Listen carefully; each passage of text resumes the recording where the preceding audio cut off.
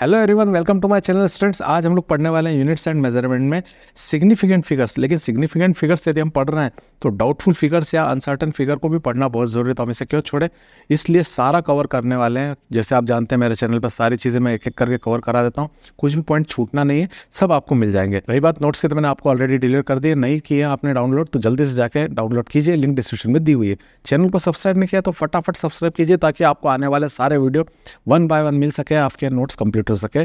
Student देखते हैं हमारा आज का लेक्चर शेड्यूल क्या है। आज का हमारा लेक्चर है लेक्चर 9, जिसमें हम सिग्निफिकेंट फिगर के साथ साथ डाउटफुल फिगर या अनसर्टन फिगर भी कवर करने वाले हैं। प्रीवियस लेक्चर नहीं देखे तो लिंक डिस्क्रिप्शन में दिए, जाके जल्दी से देख लें। सो बिना देरी के शुरू करते हैं डाउटफुल फिगर्स। पहले हम इसको ही देखने वाले हैं ताकि हम सिग्निफिकेंट फिगर्स को अच्छे से समझ सकें, क्योंकि पहले हमें ये देख लेना चाहिए कि डाउटफुल फिगर्स क्या है। तो डाउटफुल फिगर्स और अनसर्टन फिगर क्या है, जैसे आप नाम से समझ रहे हैं, डाउट है ना, जिसपे हम संदेह करते हैं कि ये होगा या ना होगा।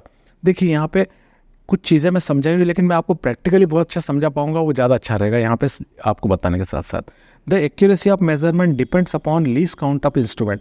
देखिए मैंने पहले भी आपसे कहा था कि लीस्ट काउंट क्या होता है। लीस्ट काउंट होता है कि किसी भी एक मेजरमेंट इंस्ट्रूमेंट की अपनी अपनी लिमिट होती है, उसी लिमिट के अकॉर्डिंग वो मेजरमेंट कर सकते हैं। जैसे स्केल का डेसिमल 1 पॉइंट तक होता है, वर्नियर का 2 पॉइंट तक होता है, और स्क्रू गेज से करते हैं तो डेसिमल के बाद 3 पॉइंट्स तक वो मेजरमेंट कर सकता है। तो यहाँ पे वही बात यहाँ पे लिखी हुई है। For example metre scale can measure up to 1 decimal plus 3.1, 5.7, 10.9। हम एग्जाम्पल भी लिख दिए मैंने यहाँ पे।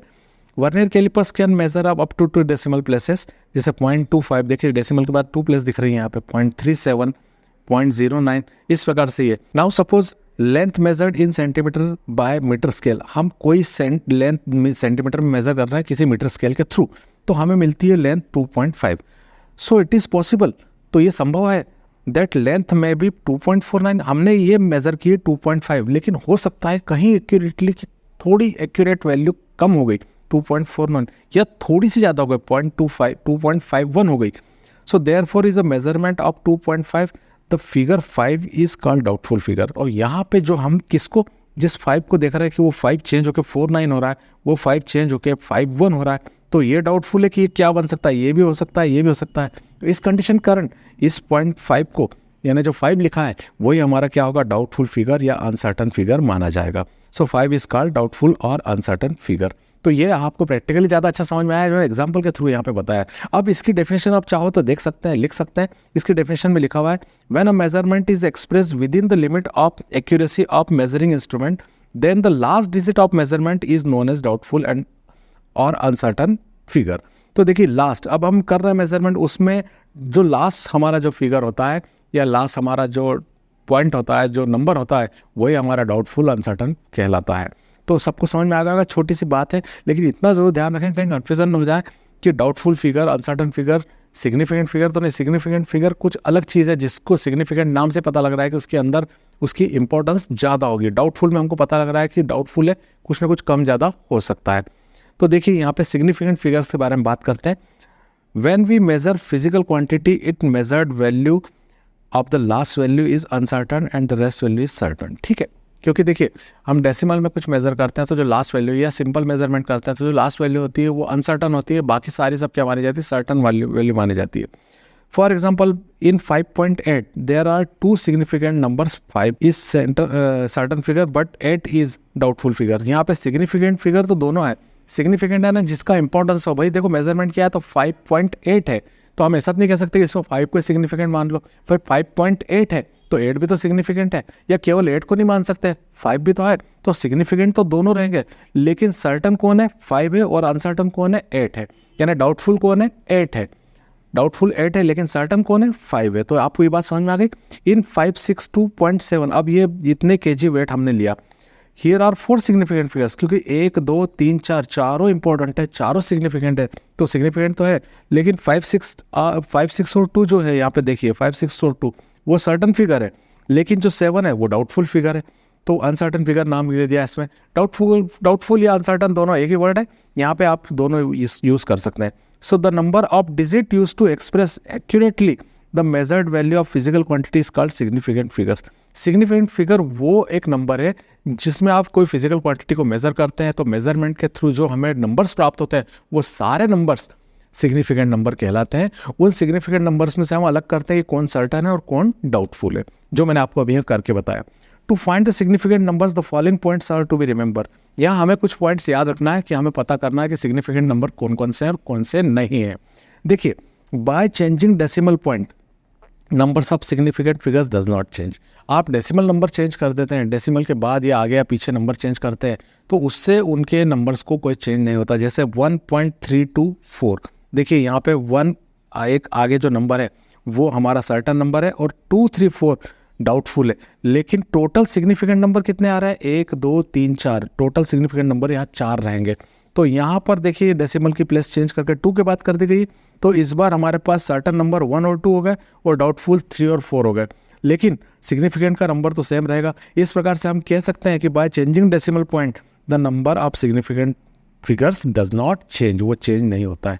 ठीक उसी प्रकार all the zeros between 2 non zeros numbers are significant. यदि हमारे पास 2 नॉन जीरो नंबर्स आगे और पीछे हैं और बीच में जीरो आ रहा है तो वो सिग्निफिकेंट माना जाएगा। देखिए जैसे यहाँ पे 3 5 और 3 ये नॉन जीरो नंबर है और उनके बीच में 2 जीरो नंबर आ रहे हैं, तो हम उनको क्या मानेंगे? सिग्निफिकेंट नंबर मानेंगे। इस प्रकार से हमारे टोटल नंबर कितने हो जाते हैं? 1 2 3 4 5, तो सिग्निफिकेंट नंबर हमारे क्या होंगे? 5 होंगे student. The zeros before the first non zero digit are ignored while all the zero of the to the right side is counted. Okay, ठीक है, ये बहुत अच्छी बात है। देखिए यहाँ पर क्या है, ये डेसिमल के पहले जो जीरो है वो निग्लिजिबल हो सकता है, लेकिन डेसिमल के बाद जो नॉन जीरो नंबर आ रहा है उसके पहले आने वाले जीरो जो होते हैं वो निग्लिजिबल नहीं माने जा सकते, वो हमारे सिग्निफिकेंट नंबर होंगे, बशर्ते वो डेसिमल के बाद लेकिन सिग्निफिकेंट नंबर के ठीक पहले हो, नॉन जीरो नंबर के ठीक पहले हो, तो उसको हम क्या मानेंगे? वहाँ पे जो जीरो आ रहा है दोनों के बीच, डेसिमल और जो नॉन जीरो नंबर है उसके बीच, तो उनको हम क्या मानेंगे? सिग्निफिकेंट नंबर मानेंगे। तो यहाँ पर दिख रहा तो 1 है significant number, but in 6.230 is ये नंबर क्या हो जाएगा? 4 हो जाएगा, क्योंकि यहाँ पे 1 2 3 4 है और यहाँ पे सिर्फ 1 ही है। सो स्टूडेंट्स, अब यहाँ पे भी देखिए आप, the zero in the whole number are at the end of not counted. देखिए जीरो जो है यहाँ पे हम होल नंबर के बाद देखेंगे तो वो काउंटेड है। देखिए 5390, तो यदि हम जीरो को इग्नोर कर दें तो जो नंबर 5390 था वो क्या दिखेगा? 539 दिखेगा। तो जो इसलिए यार जीरो तो क्या है? एक काउंटेड नंबर है, इसलिए इसमें सिग्निफिकेंट नंबर पूरे चारों होंगे। और इसमें भी देखिए कितने, ये दोनों जीरो मिलके इसको 1,52,000 बना रहे हैं। यदि हम तीनों जीरो इग्नोर कर दें तो 152 हो जाता है, जो गलत हो गया। इस प्रकार से ये जीरो नंबर जो है वो नंबर के अंदर क्या होंगे? काउंटेड होंगे, तो इसलिए हम इसको क्या कहेंगे? 6 नंबर देंगे। अब यहाँ पे 5 पॉइंट में देखें, 5th पॉइंट में, the significant figure does not change with the change of the unit. यदि हम किसी यूनिट को चेंज कर दें, जैसे हम एसआई यूनिट को सीजीएस यूनिट में कन्वर्ट कर देते हैं, तो सिग्निफिकेंट नंबर में कोई चेंज नहीं आता है। देखिए जैसे यहाँ पे एक एग्जांपल दिया हुआ है 0.0173 मीटर, ये मीटर एसआई यूनिट है और सामने कन्वर्ट कर दिया उससे सेंटीमीटर में, तो 1.73 हुआ सेंटीमीटर में, जो एक सीजीएस यूनिट है। तो यहाँ पर देख रहे हैं हम कि सिग्निफिकेंट कितने हैं? 1 2 3, और पहले भी कितने थे? 1 2 3। तो हम चाहे यूनिट चेंज कर दें लेकिन सिग्निफिकेंट नंबर में कोई चेंज नहीं आता है, वो हमें यहाँ ध्यान देना है। अब एक छठा इंपॉर्टेंट पॉइंट जो ज़्यादातर निग्लिजिबल रहता है और ज़्यादातर स्टूडेंट्स के द्वारा अवॉइड कर दिया जाता है, लेकिन आपको इसे अवॉइड नहीं करना है क्योंकि बहुत कम लोग जानते हैं इस चीज़ को, और यदि आप उनसे जानेंगे तो आप उनसे थोड़े से अलग हो जाते हैं। स्टूडेंट्स देखिए, when a power is expressed in power of 10, जब हम 10 के रूप में पावर को एक्सप्रेस करते हैं, then the power is not counted, तो पावर काउंट नहीं होती स्टूडेंट। तो यहाँ पे देखिए हमने एक डिजिट लिखा 3.21 इंटू 10⁻⁶।